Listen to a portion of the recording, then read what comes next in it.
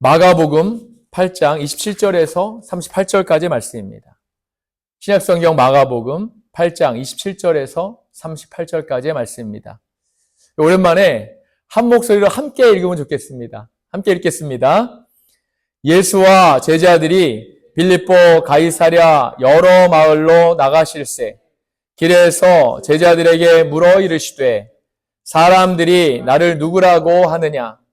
제자들이 여짜와 이르되 세례 요한이라 하고 더러는 엘리야 더러는 선지자 중에 하나라 하나이다. 또 물으시되 너희는 나를 누구라 하느냐?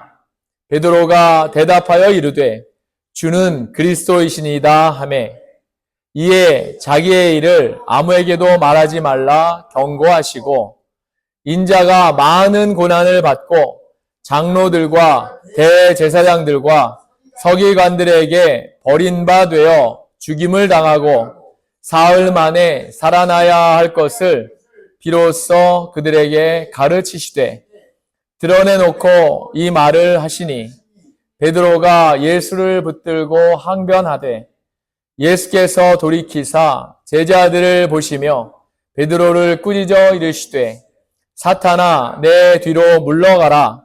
내가 하나님의 일을 생각하지 아니하고 도리어 사람의 일을 생각하도다 하시고 무리와 제자들을 불러 이르시되 누구든지 나를 따라오려거든 자기를 부인하고 자기 십자가를 지고 나를 따를 것이니라. 누구든지 자기 목숨을 구원하고자 하면 잃을 것이요 누구든지 나와 복음을 위하여 자기 목숨을 잃으면 구원하리라.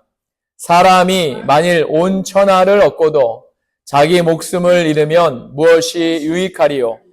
사람이 무엇을 주고 자기 목숨과 바꾸겠느냐? 누구든지 이 음란하고 죄 많은 세대에서 나와 내 말을 부끄러워하면 인자도 아버지의 영광으로 거룩한 천사들과 함께 올 때에 그 사람을 부끄러워하리라. 아멘. 살아계신 하나님의 말씀입니다. 예. 보통 제가 주일의 말씀에 대한 본문을 정하고 나면 그 말씀을 일주일 내내 계속 묵상을 합니다. 말씀을 읽고 또 읽고 이렇게 묵상을 하죠. 먼저는 설교자인 저에게 그 말씀이 또 제 생활에서 적용되어야 하기 때문에 가능한 대로 계속 말씀을 읽습니다. 그리고 그 말씀의 의미를 깨닫고 또 배경을 깨닫고 그리고 가장 중요한 것인데 그 말씀을 통해 하나님이 먼저는 제 삶에 저의 삶 속에서 원하시는 것이 무엇인가 계속 제가 생각하고 묵상하고 있습니다. 지난 주간에도 오늘 본문의 말씀을 묵상하는 가운데 한 주간 내내 저에게 계속 도전되는 말씀이 있었습니다. 이것은 바로 오늘 본문 34절에 누구든지 나를 따라오려거든입니다. 누구든지 나를 따라오려거든. 본문 말씀을 계속해서 묵상하는 가운데 저는 예수님의 제자들이 당시에 예수님을 정말로 어떠한 분으로 바라보았는가 하는 사실이 궁금해지기 시작했습니다. 예수님을 따라다니던 그런 제자들인데 따라다닐 뿐만 아니라 예수님과 함께 먹고 또 자고 모든 생활을 이렇게 함께 했던 제자들인데 그들이 과연 어떠한 마음으로 그분을 따라다녔을까요? 사랑하는 여러분, 예수님은 가시는 곳마다 병든 자를 고쳐주셨습니다. 기적을 베푸시지요. 그리고 하나님 나라를 선포하셨습니다. 당장 오늘 본문 말씀에 전에 기록된 말씀만 보더라도 우리 주님께서 떡 7개로 4,000명을 먹이셨고 또 벳세다에서는 눈이 먼 사람의 눈을 뜨게 하셨다는 그런 기록이 있습니다. 그런 그분을 따라다니던 제자들이 과연 어떠한 마음으로 예수님을 따라다녔을까요? 사실 이것은요, 지금 이 자리에 저와 여러분에게도 또 해당되는 그런 질문이기도 합니다. 여러분 왜 이 자리에 앉아 계세요? 왜 우리 주님을 예수를 주님이라고 고백합니까? 왜 구세주라고 고백하지요? 우리에게도 해당되는 본문입니다. 본문에 보니까 예수님은 제자들에게 두 가지를 물어보시지요. 첫째는 사람들이 나를 누구라 생각하느냐, 누구라 하느냐 하는 것입니다. 우리가 이런 생각은 잘 안 하죠, 여러분. 저도 이 질문에 대한 생각은 거의 하지 않았던 것 같습니다. 세상이 바라보는 예수님, 다른 믿지 않는 사람들이 보는 예수님은 과연 어떠한 분일까? 아마도 세상 사람들이 예수님을 어떻게 생각할지에 대해서 기독교인들은 별로 궁금해하지 않을 것 같습니다. 왜냐하면 세상 사람들은 예수님을 구세주로 믿지 않기 때문이고, 이러한 질문을 하면 과연 좋은 대답이 나올까요? 그렇지 않을 것이 분명하기 때문에 아예 그런 질문을 하지 않는 것 같습니다. 그런데 오늘 본문 말씀 중에 보니까 그 대답이 있습니다. 28절을 다시 보겠습니다. 제자들이 여짜와 이르되 세례 요한이라 하고 더러는 엘리야, 더러는 선지자 중에 하나라 하나이다. 아멘. 이것이 바로 세상이 바라보는 그런 예수님에 대한 생각입니다. 얼마 전에 몰몬교회에 나왔다가 몰몬교회를 믿다가 몰몬교회에서 나와서 우리 크리스천이 된 사람의 인터뷰를 한 것을 제가 본 적이 있습니다. 왜 당신은 예수님을 같은 예수님을 믿는 것 같은 몰몬교회에서 따로 나와서 크리스천이 되었습니까? 이렇게 물어봤더니 그 사람 대답이 이렇습니다. 몰몬교회에서는요, 예수님을 선지자라고 생각합니다. 구세주라고 믿지 않습니다. 그래서 그게 잘못된 것을 알았기 때문에 기독교로 와서 개종해서 크리스천이 된 것입니다. 라는 그런 고백을 제가 들었습니다. 이분 자기들이 예수님을 믿는다고 하는 그런 그 종파들조차도 예수님을 구세주로 생각하지 않는다는 거죠. 실제로 예수님은 이 땅에 존재하셨었고 그분이 짧은 3년간의 공생애를 보내셨지만 그럼에도 그 3년 동안에 세상에 끼친 기적과 행동은 세상 사람들이 생각하기에도 엘리야나 세례 요한 같이 도덕 선생님이나 어떤 선지자로 보였다는 것입니다. 그런데 예수님 역시도 세상이 자신을 어떠한 눈으로 바라보는가에 대해서는 별로 궁금해하지 않으셨던 것 같습니다. 예수님의 두 번째 질문이 계속됩니다. 그러면 세상이 나를 바라보는 건 과연 그런데 그러면 너희는 나를 누구라 하느냐? 너희는 나를 누구로 생각하느냐? 이것이 바로 예수님이 정말로 알고 싶었던 그런 질문이었을 것 같습니다. 그러면 너는 나를 누구라고 생각하느냐? 성질 급했던 베드로가 이 질문을 받자마자 바로 곧바로 고백하지요. 주는 그리스도이십니다. 할렐루야. 이 고백이 저와 여러분의 날마다의 고백이 되기를 원합니다. 축원합니다. 오늘 본문 말씀이 마태복음과 누가복음에도 똑같이 기록되어 있는데 마태복음 16장에서는요. 베드로의 고백을 뭐라고 표현하냐면 주는 그리스도이시요 살아계신 하나님의 아들이십니다. 라고 이렇게 고백합니다. 또 누가복음에서는 주는 하나님의 그리스도이십니다. 라고 이렇게 고백하는 것을 우리가 볼 수 있습니다. 베드로의 고백을 토대로 해서 생각하건대 적어도 제자들은 예수님을 그들이 기다리던 메시아, 즉 그리스도라고 그렇게 믿고 또 생각하고 있었던 것 같습니다. 이와 마찬가지로 저와 여러분, 이 땅의 모든 크리스천들은 예수님을 메시아로, 그리스도로 또 입술로 고백하고 있습니다. 믿고 있지요. 그분을 구원자로 섬기고 그분을 이 땅에 보내신 하나님을 예배하고 또 섬기고 그 예수님의 제자로 살아가겠다고 우리가 다짐합니다. 결단합니다. 말씀을 듣고 나선 더욱더 강하게 결단하지요. 사랑하는 여러분, 그런데 그 다음에 이어지는 예수님의 말씀이 제자들을 당황하게 합니다. 예수님은 자신을 그리스도로 고백하는 제자들에게요, 자신의 고난과 죽음에 대해서 말씀하십니다. 또 죽음 뒤에 부활도 말씀하십니다. 그러시면서 나를 따라오려거든 하시는 것이죠. 저와 여러분, 나를 따라오려거든 그런 우리 주님의 말씀, 그 다음에 나올 말씀이 무엇인지 잘 알고 있습니다. 그 뒤에 나오는 말씀이 저와 여러분, 우리를 불편하게 합니다, 여러분. 편하지 않습니다, 그 말씀을 들으면. 여러분은 어떨지 몰라도 저는 그렇습니다. 누구든지 나를 따라오려거든 자기를 부인하고 자기 십자가를 지고 나를 따를 것이니라. 아멘. 사랑하는 여러분, 이 말씀이 쉽게 고백하기는 어려워도 한번 고백하기만 하면 얼마나 강력한 말씀인지 모릅니다. 누구든지 나를 따라오려거든 자기를 부인하고 자기 십자가를 지고 나를 따를 것이니라. 우리 한번 함께 고백해 볼까요? 누구든지 나를 따라오려거든 자기를 부인하고 자기 십자가를 지고 나를 따를 것이니라. 할렐루야. 자기를 부인하고 이게 어떠한 의미의 말씀일까요? 또 나를 부인한다는 것이 도대체 어디까지 부인해야 된다는 말씀일까요? 내 존재 자체를 부인해야 된다는 말씀일까요? 제가 지난 일주일 동안에 누구든지 나를 따라오려거든과 함께 고민했던 것이 바로 이 말씀입니다. 사랑하는 여러분, 자기를 부인하라는 말씀, He must deny himself라는 말씀은 나의 나된 것, 내 정체, 내 자체를 부인하라는 말씀이 아닙니다. 내가 우리 부모님의 자식이고 내 이름이 김종식이고 내가 김경애의 남편이고 우리 한설이 준서이가 아빠라는 걸 사실 부인하라는 말이 아닌 것입니다. If anyone would come after me, he must deny himself라고 했습니다. 이 말씀은 한 문장이 제대로 다 읽혀져야 그 의미가 제대로 해석됩니다. 자기를 부인하고 라는 말만 가지고도 해석이 안 되고 누구니 나를 따라오려거든만 가지고는 역시 그 의미가 불완전한 것이지요. 누구든지 나를 따라오려거든 자기를 부인하고 자기 십자가를 지고 나를 따를 것이니라. 이래야 완전해지는 것이지요.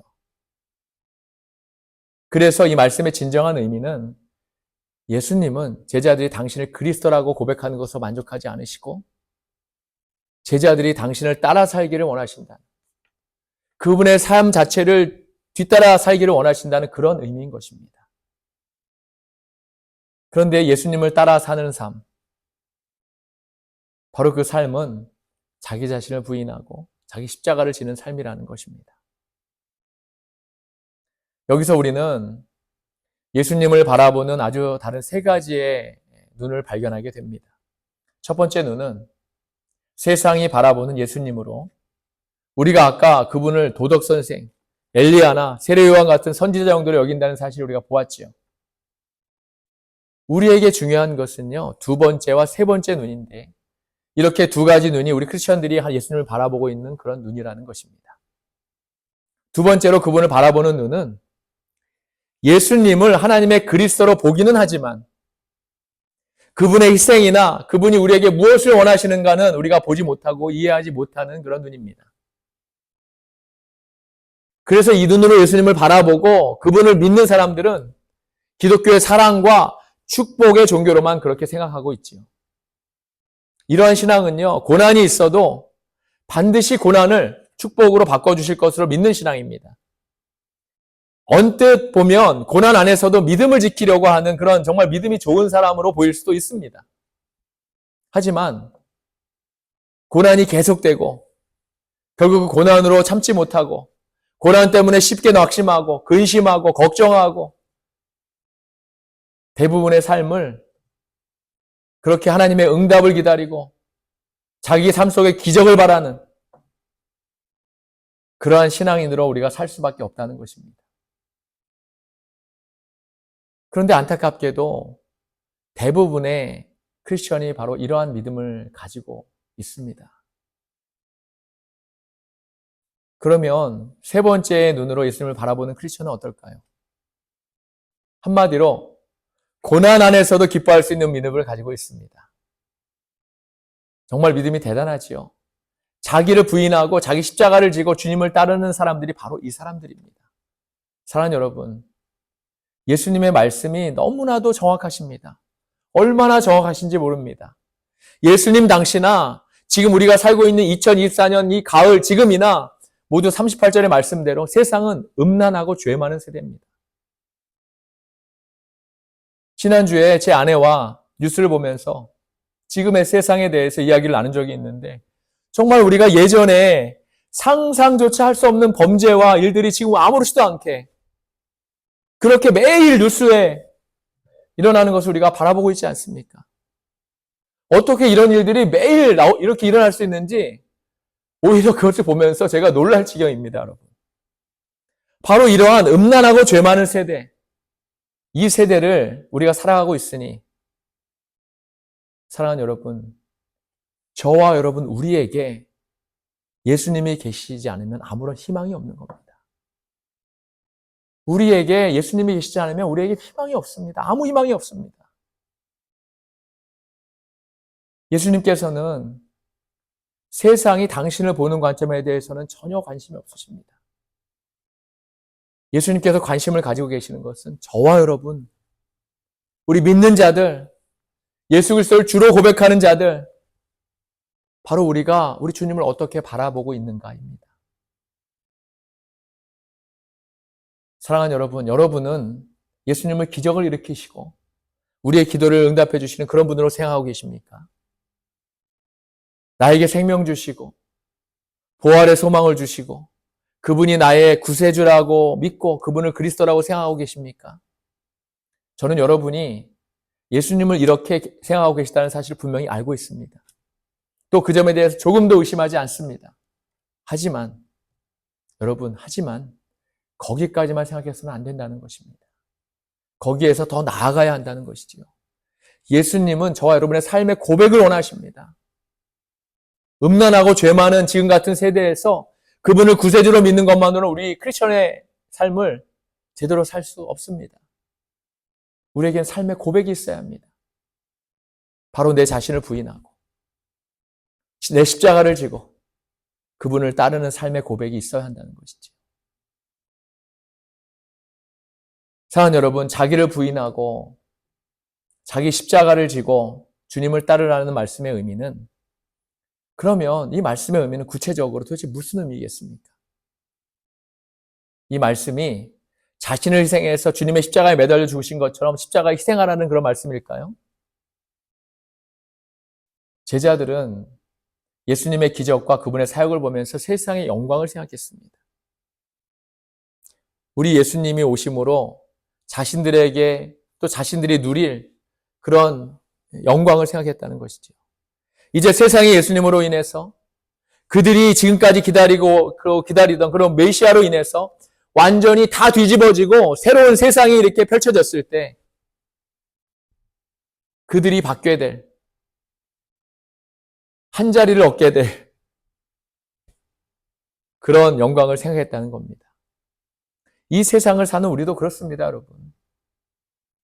우리도 세상을 살면서 하나님을 믿음으로 복을 받아서 세상에서 받을 영광과 평안을 그렇게 바라고 기다리지요. 믿음을 통해서 우리가 가지고 있는 문제들이 해결받고 응답받고 그 기쁨으로 살아가기를 원하지요. 하지만 예수님은 그러한 제자들과 우리들을 향해서 그것만 가지고는 안 된다고 하시는 것입니다, 여러분. 물론 그 모든 것들 우리가 바라고 원하고 믿음으로 기도하는 것은 그 옳지 않은 것이 아닙니다, 여러분. 근데 그것으로 끝나면 안 된다는 말씀인 것이지요. 우리가 그리스도의 증인된 삶을 살아야 한다는 말씀입니다. 복음을 전하고 예수를 증거하는 그 증인의 삶을 살라고 하시는 것이지요. 그런데 그 증인된 삶은 나 자신을 부인하지 않으면 안 되는, 결코 살 수 없는 그러한 삶이라는 것입니다. 나를, 내 자아를, 내 고집을, 내 욕심을, 내 정욕을, 내 지식을, 내 물질을 그렇게 다 부인하지 않고는 증인된 삶을 살아갈 수 없다는 것이 바로 우리 주님의 말씀입니다. 그 삶에는요, 고난이 있을 수도 있습니다. 그 삶에는요, 고통이 있을 수도 있습니다. 어려움이 있고요. 때로는 앞으로 알 수 없는 그런 막막함도 있습니다. 사랑하는 여러분, 이러한 것들이 바로 우리가 짊어질 십자가입니다. 그럼에도 불구하고 그분을 기쁨으로 따르는 삶이 바로 나를 부인하고 내 십자가를 지는 그러한 삶이라는 것이지요. 지금 이 땅의 크리스천은 하나님을 대부분 잘못 믿고 있습니다. 그분을 우리의 기도응답이나 복을 주시는 분으로 가두어 두고 그렇게 믿고 있습니다. 하나님은 그렇게 한정된 분이 아니십니다, 여러분. 하나님은 우리가 고난 안에 있더라도, 우리의 문제가 지금 당장 해결되지 않더라도, 우리의 앞길이 막막해서 앞으로 어떻게 될지 안개 속에 있을지라도 그럼에도 불구하고 우리에게 기쁨 주시고, 할렐루야, 소망 주시는 그러한 끝을 알 수 없는 무한하시고 위대한 분이신 줄 믿습니다. 할렐루야. 그러한 하나님을 높이고 그런 하나님 때문에 기뻐하는 삶, 그러한 우리 삶의 고백이 있어야 한다는 것입니다. 사랑하는 여러분, 성경은 우리 믿는 자들에게 분명히 약속하고 있습니다. 그 어떠한 고난이 우리를 어쩌지 못합니다. 그 어떠한 문제도 우리를 낙심케 못한다고 그렇게 말씀하고 있습니다. 우리 성령님이 항상 우리와 함께 하시기 때문이지요. 할렐루야. 우리 하나님에게 저와 여러분 한 사람 한 사람, 저와 여러분 한 사람 한 사람이 얼마나 귀한 존재인지 모릅니다. 얼마나 여러분과 제가 귀하면 당신의 아들을 주기까지 우리를 그렇게 사랑하셨겠습니까? 하나님에게 저와 여러분이 얼마나 귀하면 하나님께서 지금도 이 자리에 주님의 몸된 교회를 세우시고 여러분과 만나기를 원하시고 계시겠습니까? 그런데 여러분, 그 하나님에게 우리가 한 것은요. 저와 여러분이 우리 하나님을 위해 한 것이, 그렇게 한 것이 무엇이 있겠습니까? 그래서 혹시 우리 하나님이 그리 아니하실지라도 우리의 삶의 고백이 십자가를 지고 주님을 따라가는 그러한 모습으로 나타나는 그러한 사람이 바로 우리들이 되어야 하는 것입니다. 사랑하는 여러분, 우린 가진 것이 너무나도 많고 받은 은혜가 너무나도 커서 우리 생활에서 갑자기 물질이 좀 부족하거나 일이 잘 막혀서 안 풀리게 되면 어떻습니까, 여러분? 감사보다는 불평, 원망 이런 게 먼저 나오지 않습니까? 이제 우리의 신앙은 이러한 나 자신을 위한 신앙에서 우리 주님을 위한 그런 신앙으로 나아가야 할 때인 줄 믿습니다. 이것이 우리 주님이 저와 여러분 우리에게 너무나도 원하시는 일입니다. 이 시간 이러한 우리들의 모습을 돌아보면서 우리 하나님만이 소망이시고 우리 교회만이 생명인 것을 이 시간 여러분 마음과 입술로 고백할 수 있기를 바랍니다. 말씀을 정리합니다. 사랑하는 여러분, 우리는 우리 기도의 응답을 위해서 물론 날마다 간구해야 합니다. 하나님께서는 우리에게 기도 응답의 축복을 주시는 분이십니다. 하지만 기도 응답이 이루어지지 않는다고 해서 좌절하거나 낙심해서는 안 됩니다. 우리의 신앙은 그럼에도 불구하고 하나님이 그리 아니하실지라도 기쁨과 평안을 누리는 그러한 삶이 되어야 할 줄로 믿습니다. 우리의 신앙은 또 우리의 예수의 증인된 삶을 그렇게 살아야 합니다. 예수가 내 안에서 살아서 보여지는 그러한 삶을 살아야 하는 것입니다. 우리가 그리스도의 증인으로 살아가는 삶은 내 자신을 끊임없이 부인하는 삶이라는 것입니다, 여러분. 그분의 증인된 삶은 나 자신을 부인하지 않고는 그렇게 결코 살 수 없는 그러한 삶이라는 것이지요. 내 자아를 완전히 부인하지 않고서는 살아갈 수 없는 삶이 바로 그분의 증인된 삶이기 때문에 그렇습니다. 저와 여러분의 삶의 고백이 날마다 나를 부인하는 그런 삶의 고백이 되기를 바랍니다. 지금까지는 그분이 내 구원자이시고 그러한 그분이 내 삶을 형통하게 해주신다는 그러한 믿음으로 살았다면 이제부터는 거기에서 더 나아가서 그리 아니하실지라도 그럼에도 불구하고 그분으로 인해 기쁨과 평안을 얻기를 바랍니다. 나를 부인할 수 있기를 바랍니다. 나의 십자가를 지고 그분을 따라가겠다는 그러한 결단과 고백을 할 수 있기를 바랍니다. 저도 이 순간부터 그러한 삶을 살아갈 겁니다. 용서하고 사랑하고 내가 좀 손해보더라도 남을 나보다 낫게 여기는 삶, 우리 주님의 십자가를 날마다 생각하는 삶, 그분을 따라 내 십자가를 지고 사는 그러한 삶을 살아갈 겁니다. 여러분도 함께 하시지 않겠습니까? 여러분도 함께 하시지 않겠습니까, 여러분? 이것이 예수님께서 저와 여러분에게 진정으로 원하시는 삶인 줄 믿습니다. 그런 삶의 고백으로 살아가시는 저와 여러분 모두가 되시기를 우리 주님의 이름으로 간절히 축원합니다. 기도하시겠습니다.